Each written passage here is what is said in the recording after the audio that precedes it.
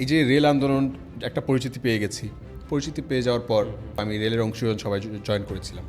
এবং সেখানে জয়েন করার পর যে শেখ হাসিনার যারা লোকজন আছে অংশীজন সবাই যখন দেখলাম যে তাদের ভয়ঙ্কর অবস্থা, তারা এই জায়গাটাকে মিস ইউজ করতেছে, তো আমরা আমাদের জায়গা থেকে আমরা তো স্ট্রাইক করে বসছি অংশীজন সবাই যে ভাই আপনারা যদি কোনোভাবে এটাকে মিস ইউজ করেন তাহলে আমরা কিন্তু সবাই মিলে আপনাদের অ্যাগেনস্টে স্ট্রাইক করবো।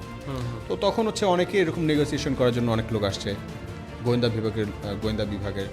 লোকের পরিচয় দিয়ে আসছে, তারপর আওয়ামী লীগের অনেক বড় বড় নেতারা আসছে। হ্যাঁ, তারা এসে বলতো যে আমাদের তো কিছু লোক আছে, হ্যাঁ সামনে রিক্রুটমেন্ট আছে রেলের,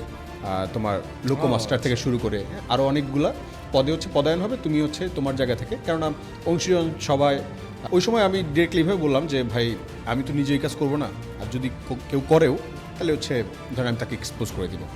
এবং তখন তারা অনেকবার আসছে এবং আসার পর স্বয়ং শেখ হাসিনার ওখানে চা খাওয়ার একটা দাওয়াতে তারা আমাকে নিমন্ত্রণ করে। তো আমি ডিরেক্টলি ডিনাই করেছিলাম যে না আমি যাব না, কেননা আমার তো কোনো কাজ নেই। এর আগে নূর ভাইয়ের একটা এক্সপিরিয়েন্স অলমোস্ট আমাদের হয়ে গেছে কোটা সংস্কার আন্দোলনের সময়, যে নূর ভাই শেখ হাসিনার ওখানে গিয়ে কী করছে।